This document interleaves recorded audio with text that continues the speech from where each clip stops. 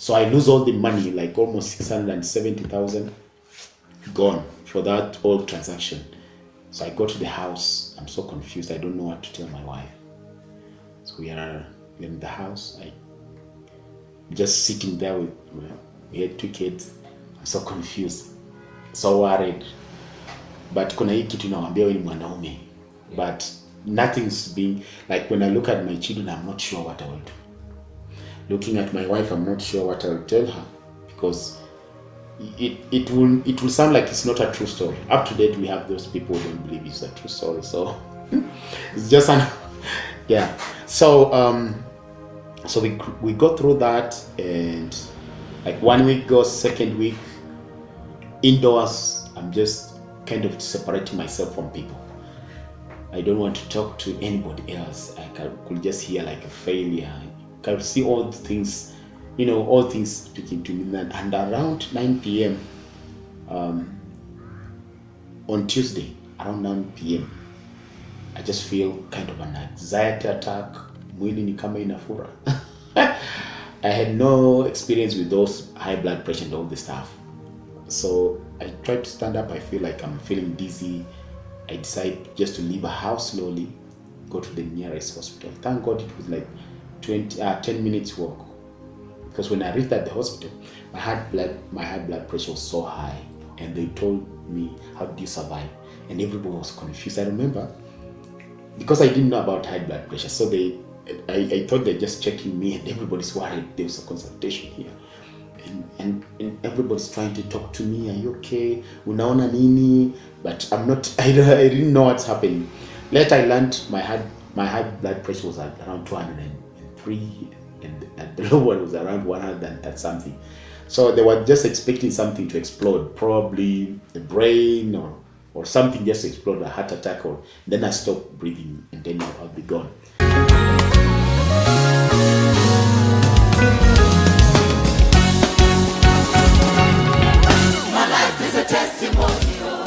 Hello, viewers.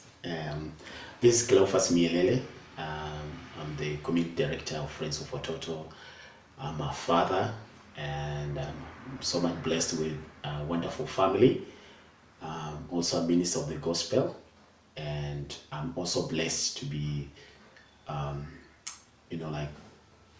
to be among the leaders in the community, championing for community empowerment and transformation of our community. I'm here to encourage each and everyone, because through my story, probably you might have passed through this thing. But one thing that I want to mention that encourages me so much is knowing that it's not over until it's over. So just going back, how did I, where do I come from? CLEOPHAS M comes from Bungoma. I'm a Bukusu. I grew up in Bungoma, back in the village, and for several years we were in the village, and we had all the village life there. And unfortunately, my father died when I was 2, so I didn't experience so much about the fatherly love. But I thank God for my mother, who was a strong woman. By that time, she was raising 14 children, and I'm the last one. So it has been a blessing to just grow up in a family that's in a big family. And of course, growing up in a big family and just being raised with one hand, being a mother, and our mother being also a widow, it was a challenge. My father was the one who was a breadwinner, and when he died, my mother started to just try her best in selling sorghum, selling cassavas, mangoes. Like, it was a woman who will just go to the market and sell whatever she gets so that you can have an extra coin and can have a meal. So it reached a point where we were actually struggling so much. We didn't have so much in our home. We didn't have enough school fees. We didn't have enough food. There was a large struggle since my elders, most of them were in high school, most of them were in colleges. So it was so hard for my mother to kind of just raise all the money to support all of us. So it's obvious that some of us, like, the last one, especially like me, I had to go through tough situation because they were considering those who are already in colleges and others. So went through hard life in the community. It was so challenging. I have experienced all things that we had about, like the way widows are treated with the family members. Yeah, I remember we had an uncle who would come and just speak trash to my mother. And I remember this one day we were we were coming from getting some sugarcane, and we were just walking. It was a distant place, and one of the uncles, instead of just probably saying hi and knowing how we are doing, literally mocked my mother in front of me, and he told my mother, even those who have it was in a Swahili phrase hata wenye wamesomesha mpaka university bado wanabeba miwa. So yeah, so it was like an open abuse to my mother. We had a lot of things that I cannot mention, of course, but above all, my mother was a strong woman. She was a woman who fears the Lord. She was a blessing to us, and she really helped us so much to know about God and just the way we should grow, despite not having all the things that we wanted. But she was so strong in a way that I can remember every prayer that she prayed that we are living today. Like, she's not here, but I can remember every prayer that she prayed over my brothers and the way they are living today, over us, over me, the blessing that she used to speak beside the bed, kama amepiga magoti. So I can remember everything that God answered her prayer. Unfortunately, in 2011, she passed away, and yeah, we lost and we started a journey. So more about me: I dropped out of school because of lack of school fees. After doing my class 8, I had performed well, but they didn't have enough money to take me to the schools that I was asked to join. Those days walikuwa nakutumia barua. Nowadays you can join any school if you have a connection. But those days, like I got a letter from Kibabi and Teremi, and I was so excited. But because of lack of school fees, I was forced to go to one of the local secondary schools. So it was a struggle there because we didn't have school fees. At the same time, I didn't get a competitor. Let me just use that word. I didn't get a competitor. So sometimes I would be there, I'll be home for 2 weeks, go back and still become the best student, or probably second, third student. So I didn't feel any competition. And I was also under pressure of, my peers whom we were with in class 8, they had joined their school where they were called, and me being in the village. It was so frustrating to me. And kind of, I needed a guidance, but those days we didn't have, nobody would listen to teenagers especially. So that was one of the challenges, that we started to just make a decision without even anybody being concerned.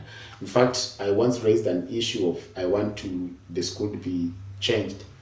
I was beaten for for trying to, unajua pesa penye wanatoa, what do you want? So I received my punishment na nikanyamaza. So what I did, I just made a decision. I'm leaving. Kind of a strike. I'm just leaving. I don't want to stay at home. Everything's not adding up. Everything's in a mess. So I left home. I came to the streets of Bungoma for 2 weeks. We survived with the ninjas in Bungoma for 2 weeks, and then the third week, one of the ninjas akanichocha twende Kitale. So tukapiga hesabu, we tukapata lori yenye ilikuwa imeleta mizigo. The truck had just delivered some packages. Then we hung on the truck to Kitale. So 2 weeks in Bungoma, and then we went to Kitale. So reaching Kitale, I was there for the first week. The second week, I remember it was on a Monday morning, when we were kind of just helping people, carrying luggages and putting in the car. So we were doing the hay, and one of the truckers came in, and one of the lady had come to buy the hay from the agro shop. So when we were packaging, she noticed I was kind of different. So after doing all the work, other people are given 10 shillings, others 5 shillings. And she asked me to go in front of the car, of the lorry, and she asked me if I can go with her and help her to, look after cattle. So yeah, I of course I didn't want it to be in the street because it was cold. We will go without food, hakuna kuoga, no bathing, like we were just in a mess. And I thank God because I was not introduced in those glue thing, but it was almost there because every time, anywhere we will go to sleep, when those boys sniff the glue, they will have like a quiet sleep. But for you just who is not indoctrinated, kinda you can watch all night, like you are just frustrated, you're just thinking, crying, just looking the way the life is in a mess. So I went with that mama. We went to Soy. So I stayed in Soy for 2 good years looking after cattle. And every month, every year, it was an opportunity for me to grow and come closer and see God. And then I remember one of the days for when I was working in Soy, so I was doing a lot of stuffs. I was like a herdsman, a repairman, like you go fetch water and all the stuff, like general things. So every evening I could take milk to supply in the Soy market. So one of the evening when I went to supply milk, I saw there was a crusade organized by a Deliverance Church. And yeah, I had a kabaiskeli, I had a tabasco. Kasimama hapo nikasikia injili, then they asked mwenye anataka kuokoka. There was this conviction in my heart. I wanted to be different. So I went there and I got saved. They prayed for me. They welcomed me in their Sunday service, Soy Deliverance Church. That's where I met Pastor Steve Mulechi, who was still there. And yeah, so from there I gave my life to Christ. After staying in that church for almost 6 months, something came into me and I decided that I'm going back home. So I asked the mama and I told her that I'm going back home. She asked me, if you're going back home, what will you take? I was like, I don't know. So she asked me if I want to learn anything else. I remember I wanted to learn about computers from the beginning because like it was becoming the trend those days. So I wanted to know about computers and all things to do with ICT. So there was a local guy with a cyber in the market. So mama helped me to pay for that. I could go there every afternoon at around 3 to 5, learn some computers. That's where I got my introduction to computers. It was just the beginning of helping me to go deeper.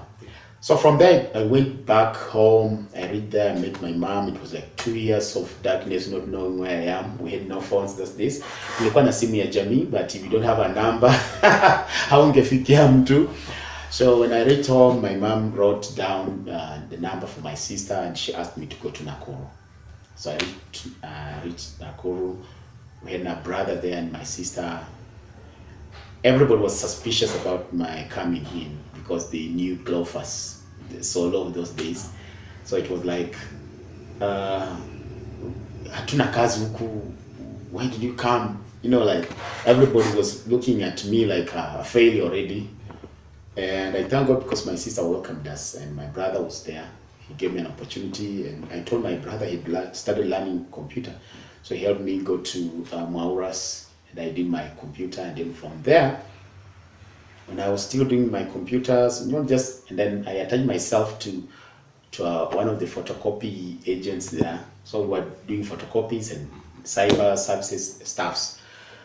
So from there, I sat down and I remember there was a lady who had came to our village and my mom had written an email for me. So the first time I did create email, I wrote to her about my story and the way I want to go back to school. And she's from UK. And then she responded. And that's how life started to turn. So she helped me first to go. She asked me, and I told her I want to do photography, videography, because I loved movies and everything. and editing. So she paid for me. She helped me go back to school. It was a miracle because my sister couldn't leave. So I went to Smart Media College there, and they kind of told me there's a requirement of a C. But we want to learn with that. I told them I don't want a certificate. I just want to learn the skills. Give me the skills. I don't care about the certificate. Though later I managed to do my Form 4 and went by and got my certificate. So yeah, she paid my everything. Like those days we didn't have a much of communication, so you kind of make a request and then she sent through Western Union. We paid for everything. I went back to Smart Media College in Nakuru, and that's where life began to turn up while I was serving the church. And there was this day, again, no one could trust me, but I knew myself I'm becoming something because I had hope, and I was I loved praying, being associated with other people who are progressive. And so this day, when we go to the church service, I will always be the one like napiga timing ya kufanya car wash. Na service inaendelea, then tunafanya car wash. We used to, tulikuwa tunaepa kwa my sister, we go to another church where there's a car wash. Like my sister has a church, but tulikuwa na machocheni kwa car wash. So that Sunday service, when the service is going on, we do some car wash and get some extra cash. So because of being used to that car wash thing, there's a day we went to my sister's church. I was among the first people who came there in the morning to prepare, set up. We didn't know the missionaries are coming. And then all of a sudden the missionaries came before all the present worship team could join us. So I had some basics in keyboard. So singing, "You are Alpha and Omega," just, like kind of a mic testing thing. Then all of a sudden I heard people are responding. And when I opened my eyes, I saw missionaries up on the kuimba. Nilienda missing because I knew that's how I would lead people. Because the church had a wonderful team and they could sing. So but that created a spot on me. Like after service, they were so much interested to learn about me. That's how we had a conversation. They told me we have a Bible college in Eldoret that we are working on to start. If you have an opportunity, if you want to join us, you can join us. I was like, sure. I'm a free man nowadays. I don't have exactly what I'm doing. So I joined them to Eldoret, and I was given an opportunity again to do Bible and diploma in Bible and theology. Now, they requested for the same certificate to join. I said, I don't have, but you give me opportunity, I'll study. Thank God for that. So they gave me an opportunity, but while we were there, I shared my story that I'm a Form 2 dropout. I would want to kind of just work out with my certificate. And that's how I went to Kumbaru. So I was in Bible college during morning hours. In the evening, those who are in Eldoret, they know Acacia, there's an adult education. We went there. So privately, because it was kind of shameful, but that's where I met some senior guys, especially I met some senior guys there, and I never thought I thought they already graduated, but I noticed we are in the same journey. And we thank God, because by the time I was going to graduate, I was also ready for my examination. So by the time they requested to give me the certificate, I had already produced the form for certificate to meet the requirements. So I went back and collected everything. So, and I was given an opportunity to serve with the missionaries. Everything was booming up. Later, like my reward for being competent and being an active, let me say, a creative kind of person, yani mtu mwenye amejituma, they decided to give me an opportunity to serve as a student's dean. So like immediately after graduation, I was told, congratulations, you have a job opportunity. So I never asked for a job. It was like a handover and your office. So that's how I began my life there. That's back on 2012. I joined the team as a student dean or student services coordinator, and also like as a peer to a missionary. So I served there from 2012 to around 2017. Now, in between, I managed to marry in 2015. It was a beautiful wedding, all supported by the community and the church in Eldoret. It was a blessing for us. So coming up, everything was picking up. As a man, was working hard. And 2017, I received a vision. I received, there was something in my heart that I felt I need to go back in the village and do something, touch a life. So from there, that's when I decided to resign. It was a shock to everybody because no one, even myself, I was not ready to, I couldn't believe I did it. So I wrote an email, I'm resigning. I gave all this explanation, and it was like God is calling me to go to the village, specifically in Bungoma, and I could not explain how what will happen. Yeah, so faithfully they organized all they accepted my resignation, and we started a journey to come to Bungoma. That's around December 2017. So we're in Bungoma. We reached in Bungoma with all excitement. I'm not sure what I'm going to do in Bungoma. So I mobilized some finances. The missionaries were they faithfully paid for my retirement benefit, and I had a loan from a circle. So I had almost 750,000. And I put together all this money, and it was like, I'm going to start life. Probably I get a half an acre land and build, and I told my wife this is going to be, I knew, life will not put us down. So I'm trapped. One day I'm walking and I'm just thinking what to do, and I see a sign, plot for sale. That's how they. Every time I see that sign, I don't want to hear about that. Plot for sale. So with an excitement, kapige hesabu ya haraka, like, okay, I can still get a land and get a title deed and get a loan kutoka kwa, hatukuwa tumechanuka sana. So after doing that, we went ahead and I reached out to the number. So these guys comes in, they literally act as the owners of the land, and they are the one advising me, like, okay, ili shamba ifanyike mzuri, you need to have a lawyer. So mimi because I'm not used to all these transactions, I feel like, okay, if you have a lawyer, okay. I didn't know that all this was just a game. Like, people are organized to just con men. So for 3 months, there was no hurry. For 3 months, I used to go in that plot and just walk there just to be sure if, yeah. So from 2017 December up to around March, around February, March, we sealed the deal. I give them money. They bring all the fake documents. Those days I didn't know it was fake until 2 weeks later I noticed nimechezwa. So I lose all the money, like almost 670,000 gone for that whole transaction. So I go to the house. I'm so confused. I don't know what to tell my wife. So we're in the house. I just sitting there we had 2 kids. I'm so confused, so worried. But kuna hii kitu nawaambia wewe ni mwanaume. But nothing's being, like, when I look at my children, I'm not sure what I will do. Looking at my wife, I'm not sure what I will tell her, because it will sound like it's not a true story. Up to date, we have those people who don't believe it's a true story. So it's just yeah. So we go through that, and like 1 week goes, 2nd week, indoors, I'm just kind of separating myself from people.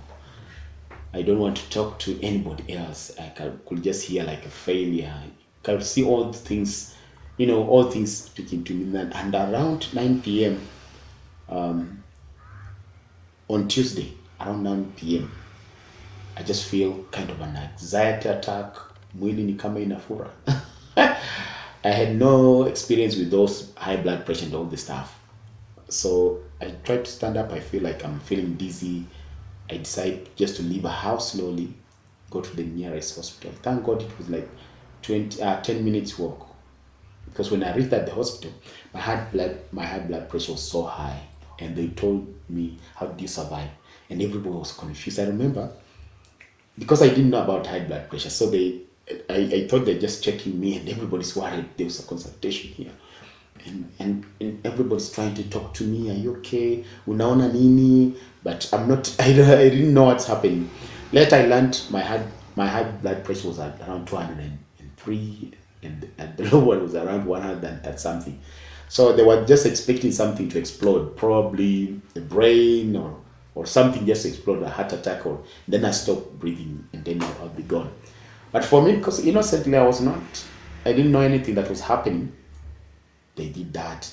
I was on medication all night until almost 9 a.m. That's the time I had managed. It was around 1:45, and they felt like you have to go home. So I go home again. I see my kids. The anxiety strikes again. At around 1 p.m., I go back to the hospital. I'm at 180.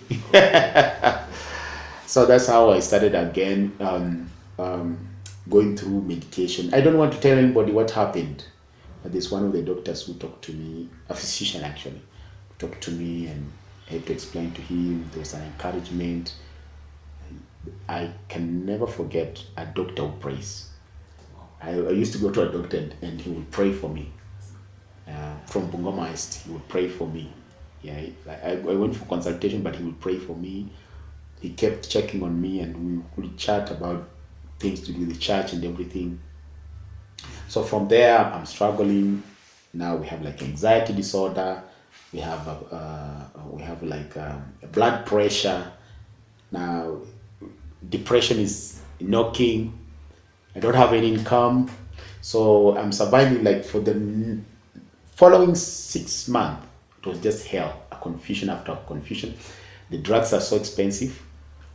My body had not adopted. It has never been on continuous drugs, so this confusion, change of hormones, and all this stuff. I'm losing weight without uncontrollably. I don't know what's happening, but I thank God because I survived. I remember also going to see the clinic in Eldoret and talking to Dr. Jakait. He's the one who told me like, hii dawa ni kama ugali bwana. We eat ugali kuishi. Tunakula ugali ndio tuishi. Wewe kula hii uishi. So nikaanza ku ease up because I was so stressed to see every day taking drugs. I was like, kwani nimekuwa na ugonjwa gani mbaya? And that was also actually it really made me to feel depressed. I felt like a failure, still young and everything. So we went through the journey, and it really destabilized my family somehow. Because as a man who cannot provide, and of course as a man who cannot be a man because you are sick, and as a man who cannot be a father, there was a challenge in my family, and we went through a lot of challenges. And as a man, I reached a point where I felt like I'm a failure. I had suicidal thoughts most of the time. I really wanted to die, and I went deep to depression because I could ask all my friends that I was helping when I was able. I could ask them, and mtu anakuambia tu check on you and anaenda missing. That's all. Then I remember I met few of my people. Let me say my people, and I was trying to explain to them my situation, and I can pay pesa. And I didn't want any money. I wanted to talk to someone who can pay pesa like money G. Left town now. I was like, sikutaka pesa.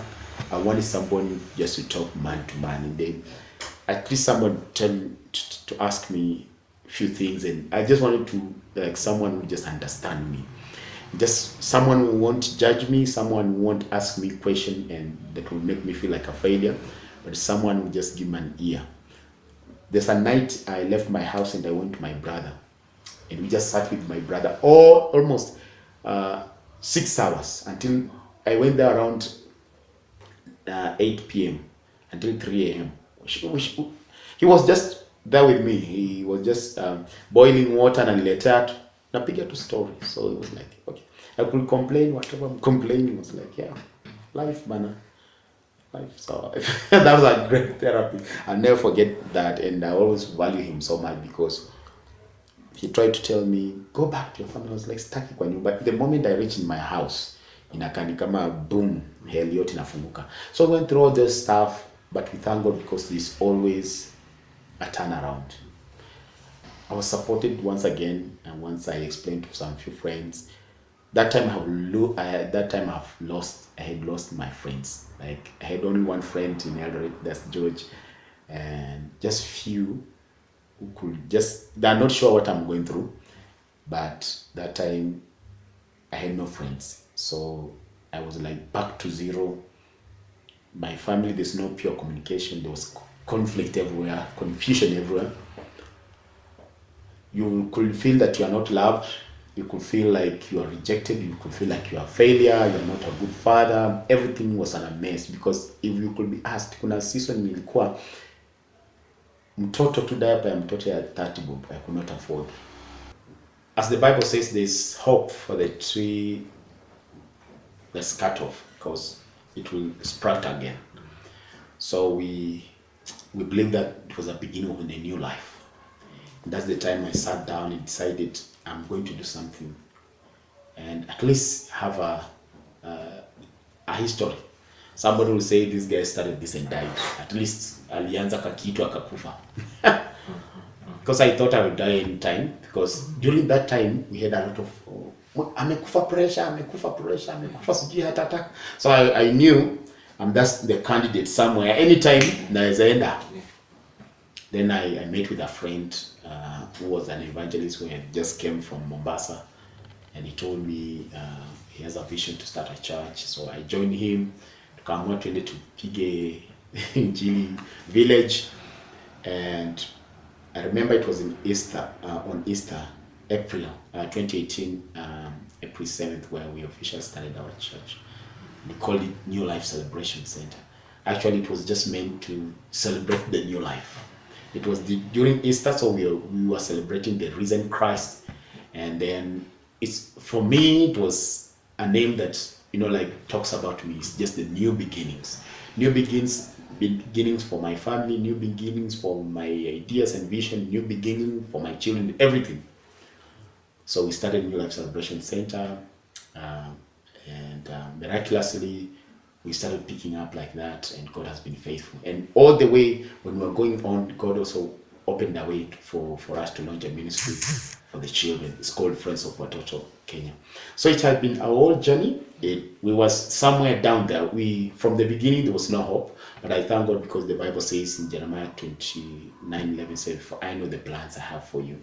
That's what I'm always encouraged, that He knows the plan. Whatever happens now is not the end of everything. I know that God knows the plan. Whatever pain we might be going through, whatever I went through pain, I could not sleep. I could just sit, because I felt like severe cancer. I had they told me later it was an angina. They called it angina. So like pain everywhere in the body, in the back. So I had an issue. It's called a fibromyalgia or something. Like pain ndani ya mwili nauma tu. And I thought maybe ni cancer, I was so worried. But above all, there's still hope. A future is always guaranteed, because God knows the plan. So we were excited. We went back. Thank God, came back with my family, came back with all the people that things looked like it messed up. And God gave us an idea. And in between, when I had nothing, God sent an angel. That up to today is an angel I've never met. Someone just reached out on my social media and said she needs prayers, and I prayed for her. We trusted her to go through operation and everything, and then from there she said, "I will want to support you." God has told her to support me. She was like, "I don't have more time. I just want to support you." And yeah, that time stress yangu ilikuwa ni rent. And she said, and kamsema ni rent. So she came in, started paying for rent. You know that for almost 5 years, she has been faithful supporting us for rent. I've never met her. I've never talked to her again. I don't know about her. Lakini rent hatujawahi kosa. And I don't know sijui ni nani. So kuna miracles zenye unakuja in between. That's why I say I know the plan. I'm so much encouraged with that scripture every time, because He knows the plan.